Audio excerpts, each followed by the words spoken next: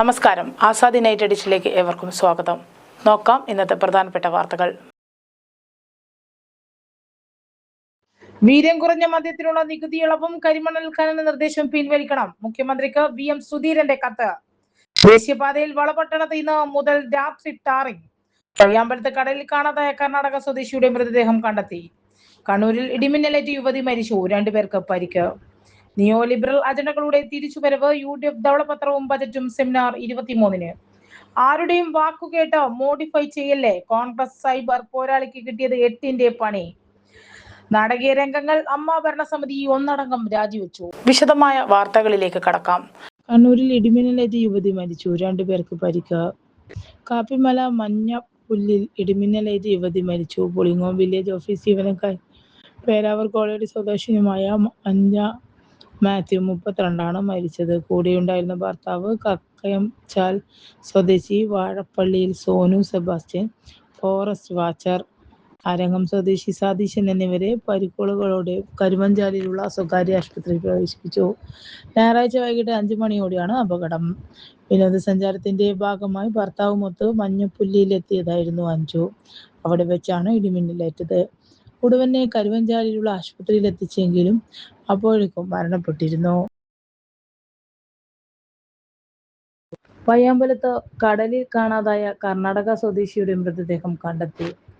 പയ്യാമ്പലം ബീച്ചിൽ ശനിയാഴ്ച അപകടത്തിൽപ്പെട്ട കർണാടക സ്വദേശിയുടെ മൃതദേഹം ഞായറാഴ്ച രാവിലെ കണ്ടെത്തി. ശനിയാഴ്ച ഉച്ച 1:30 കടലിലിറങ്ങിയ ബംഗളൂരു നീലമംഗല ബൈദരഹള്ളി സ്വദേശി സന്തോഷ് കുമാർ 20 ആണ്. മൃതന്റെ മൃതദേഹമാണ് മെറൈൻ എൻഫോഴ്സ്മെന്റ് നടത്തിയ തിരച്ചിലിൽ കണ്ടെത്തിയത്. ജില്ലാ ഭരണകൂടവും ജില്ലാ ടൂറിസം പ്രൊമോഷൻ കൗൺസിലും ചേർന്ന് ഏർപ്പാടാക്കിയ ആംബുലൻസിൽ മൃതദേഹം കർണാടകയിലേക്ക് കൊണ്ടുപോയി. ശനിയാഴ്ച വൈകുന്നേരം കൊച്ചിയിൽ നിന്ന് എത്തിയ കോസ്റ്റ് ഗാർഡിന്റെ ചെറുവിമാനം ഉപയോഗിച്ച് പരിശോധന നടത്തിയിരുന്നു. രാത്രി വരെ തിരച്ചിൽ നടത്തിയിരുന്നുവെങ്കിലും കണ്ടെത്താൻ കഴിഞ്ഞിരുന്നില്ല. ഞായറാഴ്ച രാവിലെ മുതൽ Azhikkal coastal police, marine enforcement, DTPC life guard, മത്സ്യത്തൊഴിലാളികൾ എന്നിവർ സംഘങ്ങളായി തിരിഞ്ഞ് പരിശോധന നടത്തുകയായിരുന്നു. ജില്ലാ കളക്ടർ P. വിഷ്ണുരാജ് രക്ഷാപ്രവർത്തനം ഏകോപിപ്പിച്ചു. സാംസ്കാരിക ടൂറിസം വകുപ്പ് മന്ത്രി PC വിഷ്ണുനാഥ് ജില്ലാ കളക്ടറും DTPC അധികൃതരുമായും ബന്ധപ്പെട്ട തിരച്ചിൽ പുരോഗതി വിലയിരുത്തിയിരുന്നു. ശനിയാഴ്ച സന്തോഷ് കുമാറിന്റെ കൂടെ തിരയിൽപ്പെട്ട മനോജിനെ ലൈഫ് ഗാർഡും തീരദേശ പോലീസും ചേർന്ന് രക്ഷപ്പെടുത്തിയിരുന്നു. കനത്ത വേലിയേറ്റ സമയത്താണ് പയ്യാമ്പലത്ത് 4-അംഗ സംഘം കടലിലിറങ്ങിയത്. ശനിയാഴ്ച ജില്ലയിലുണ്ടായിരുന്ന മന്ത്രി PC വിഷ്ണുനാഥ് വിവരമറിഞ്ഞ് ബീച്ചിലെത്തി തിരച്ചിൽ പ്രവർത്തനങ്ങൾ വിലയിരുത്തിയിരുന്നു. കൊട്ടിയൂർ ക്ഷേത്രം സന്ദർശിച്ച് വരികയായിരുന്ന സംഘമാണ് അപകടത്തിൽപ്പെട്ടത്. നിയോ ലിബറൽ അജണ്ടകളുടെ തിരിച്ചുവരവ്. UDF ധവളപത്രം ബജറ്റും സെമിനാർ 23-ന്. UDF സർക്കാരിന്റെ ധവളപത്രത്തെയും ബജറ്റിനെയും കുറിച്ച് AKG പഠന ഗവേഷണ കേന്ദ്രം സെമിനാർ സംഘടിപ്പിക്കുന്നു. നിയോ ലിബറൽ അജണ്ടകളുടെ തിരിച്ചുവരവ്, UDF ധവളപത്രം ബജറ്റും വിഷയത്തിൽ ചൊവ്വാഴ്ച പകൽ 3-ന് AKG ഹാളിലാണ് സെമിനാർ. CPM പോളിറ്റ് ബ്യൂറോ അംഗം പിണറായി വിജയൻ ഉദ്ഘാടനം ചെയ്യും.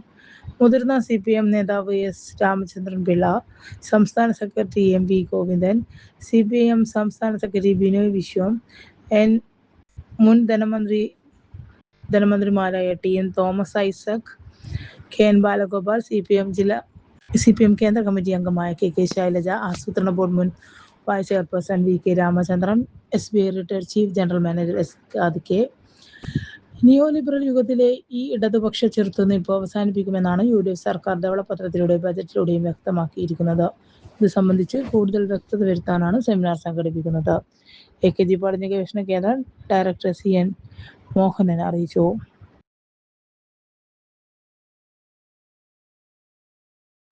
വീര്യം കുറഞ്ഞ മദ്യത്തിനുള്ള നികുതി ഇളവും കരിമണൽ ഖനന നിർദ്ദേശവും പിൻവലിക്കണം. മുഖ്യമന്ത്രിക്ക് VM സുധീരന്റെ കത്ത്. മുഖ്യമന്ത്രി VD സതീശൻ കഴിഞ്ഞ ദിവസം അവതരിപ്പിച്ച സംസ്ഥാന ബഡ്ജറ്റിലെ 2 സുപ്രധാന നിർദ്ദേശങ്ങൾക്കെതിരെ മുതിർന്ന കോൺഗ്രസ് നേതാവ് VM സുധീരൻ വീര്യം കുറഞ്ഞ മദ്യത്തിന്റെ നികുതി കുറയ്ക്കാനുള്ള നിർദ്ദേശത്തിന് ധാതുമണൽ മേഖലയിൽ സ്വകാര്യ നിക്ഷേപം അനുവദിക്കാനുള്ള തീരുമാനത്തിനും എതിരെയാണ് VM സുധീരൻ രംഗത്തെത്തിയത്. ഈ 2 നിർദ്ദേശങ്ങളും അടിയന്തരമായി പിൻവലിക്കണമെന്നാവശ്യപ്പെട്ട് സുധീരൻ മുഖ്യമന്ത്രിക്ക് കത്തയച്ചു. വീര്യം കുറഞ്ഞ മദ്യത്തിന് നികുതി കുറയ്ക്കാൻ ഉള്ള ബജറ്റ് പ്രഖ്യാപനം UDFന്റെ തെരഞ്ഞെടുപ്പ് മാനിഫെസ്റ്റോയിലെ ലഹരി വിരുദ്ധ വാഗ്ദാനങ്ങൾക്ക് വിരുദ്ധവും ജനങ്ങളോടുള്ള വാഗ്ദാന ലംഘനവുമാണെന്ന് സുധീരൻ കുറ്റപ്പെടുത്തി. ധാതുമണൽ മേഖലയിലേക്ക് സ്വകാര്യ നിക്ഷേപം അനുവദിക്കാനുള്ള തീരുമാനം ആലപ്പുഴയിലെ തീരദേശ ജനതയെ വലിയ ആശങ്കയിലാക്കിയിരിക്കുകയാണെന്നും സുധീരൻ പറഞ്ഞു. തീരദേശം തകർക്കുന്ന ഇത്തരം ജനവിരുദ്ധ നിർദ്ദേശങ്ങളിൽ നിന്നും UDF സർക്കാർ പിന്തിരിയണമെന്ന് മുഖ്യമന്ത്രിയോട് കത്തിൽ നിർദ്ദേശിച്ചു. കരിമണൽ കർത്തകന്മാർക്ക് ആലപ്പുഴ തീരം തീരെഴുതാനുള്ള ഒരു നീക്കവും നടപടിയും ജനങ്ങൾ വളരെ ഏറെ പ്രതീക്ഷയോടെ നോക്കിക്കാണുന്ന ഈ സർക്കാരിൽ നിന്നും ഉണ്ടാകരുതെന്നും സുധീരൻ അഭ്യർത്ഥിച്ചു. ചക്കതലയിൽ വീണ് ബൈക്കിൽ സഞ്ചരിച്ച വിദ്യാർത്ഥിക്ക് പരിക്ക്. കോട്ടയം ചക്കതലയിൽ വീണ് ബൈക്ക് യാത്രികനായ വിദ്യാർത്ഥിക്ക് പരിക്ക്. പരുത്തുംപാറ പാറക്കുളം സ്വദേശിയായ ഷിഹാബിന്റെ മകൻ ഷാഹിദി 9 പരിക്കേറ്റത്.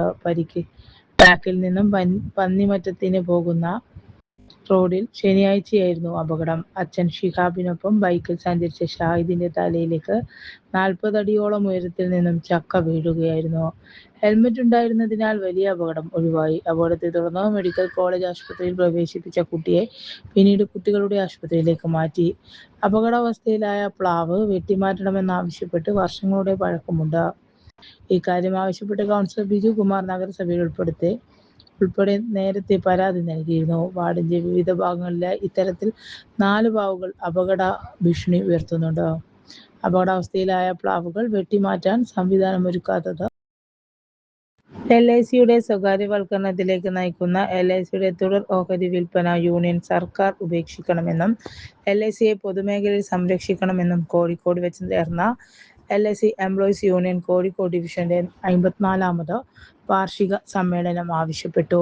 തുടർ ഓഹരി വിൽപ്പന നടത്തുന്നതിലൂടെ LICയുടെ ഘടനാപരമായ മാറ്റത്തിനാണ് യൂണിയൻ സർക്കാർ കളമൊരുക്കിയത്. പോളിസി ഉടമകളുടെ സമ്പാദ്യത്തിന്റെ സുരക്ഷയ്ക്കും നാടിന്റെ സാമ്പത്തിക വികസനത്തിനും പ്രാധാന്യം നൽകി പ്രവർത്തിച്ചിരുന്ന LICയുടെ മുൻഗണനകളിൽ ഓഹരി ഉടമകളുടെ താൽപര്യവും ഇടം പിടിക്കുന്ന അവസ്ഥയാണ് ഇപ്പോൾ ഉള്ളത്. നമ്മുടെ രാജ്യത്തിന്റെ സാമ്പത്തിക പുരോഗതിക്ക് LIC നൽകിയ സംഭാവനകൾ തുടർന്നും ലഭ്യമാക്കാൻ LICയെ പൊതുമേഖലയിൽ സംരക്ഷിച്ചു നിർത്തേണ്ടത് അത്യാവശ്യമാണ്.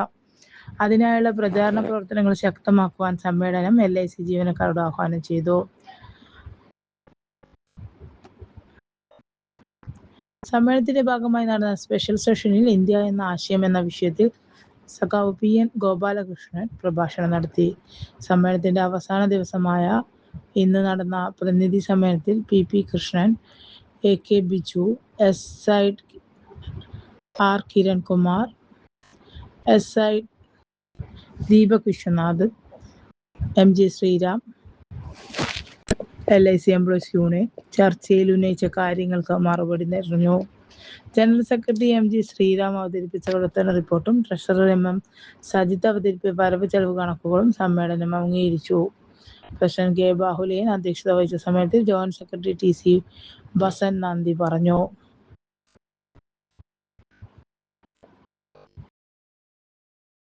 ആരുടെയും വാക്കുകേട്ട് മോഡിഫൈ ചെയ്യല്ലേ, കോൺഗ്രസ് സൈബർ പോരാളിക്ക് കിട്ടിയത് 8ന്റെ പണി.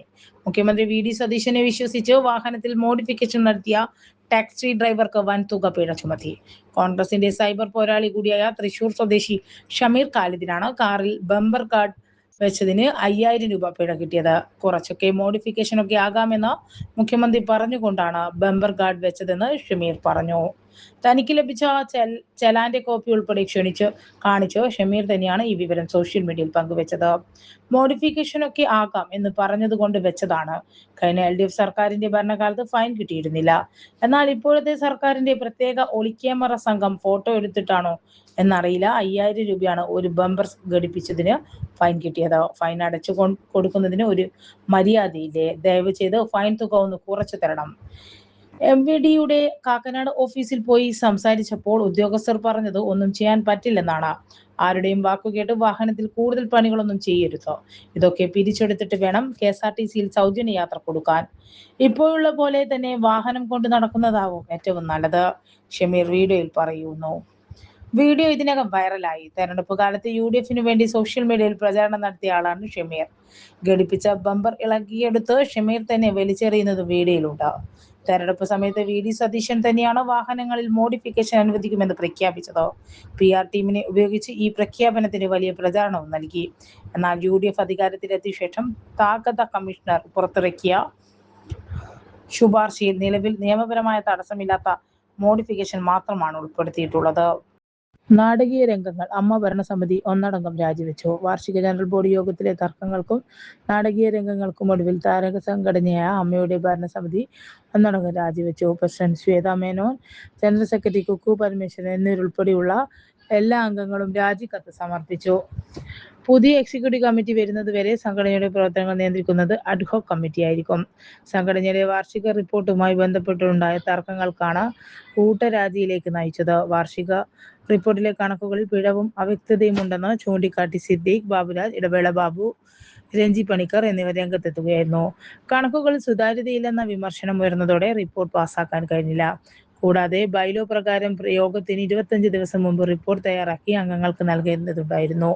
ഇത് പാലിക്കാതെ യോഗം വിളിച്ചു ചേർത്തത് നിയമവിരുദ്ധമാണെന്ന വാദം ഉയർന്നു. നടൻ ബാബുരാജിൻ യോഗത്തിൽ കണക്കുകൾക്കെതിരെ ഏറ്റവും കടുത്ത വിമർശനം ഉന്നയിച്ചത്. അതേസമയം ട്രഷറർ സ്ഥാനത്ത് ആളില്ലാത്തതാണ് കണക്കുകളിലെ പ്രതിസന്ധിക്ക് കാരണമെന്നായിരുന്നു ശ്വേതാ മേനോൻ നൽകിയ വിശദീകരണം. അച്ചടക്ക നടപടിയുടെ ഭാഗമായി ഉണ്ണി ശിവപാലിനോട് നിർബന്ധിത അവധിയിൽ പോകാൻ സംഘടന നേരത്തെ നിർദ്ദേശിച്ചിരുന്നു. തനിക്ക് 45 ദിവസത്തെ സമയം അനുവദിച്ചാൽ ഈ കണക്കുകൾ കൃത്യമായി അവതരിപ്പിക്കാൻ കഴിയുമെന്നും അതിനുള്ള അനുമതി ജനറൽ ബോഡി നൽകണമെന്നും മതിയെന്നും ശ്വേതാ മേനോൻ ആവശ്യപ്പെട്ടു. എന്നാൽ റിപ്പോർട്ടിൽ ഗുരുതരമായ പിഴവുണ്ടെന്നും ഇതൊരിക്കൽ അംഗീകരിക്കാൻ കഴിയില്ലെന്നുമുള്ള കർശന നിലപാടിൽ താരങ്ങൾ ഉറച്ചുനിന്നു.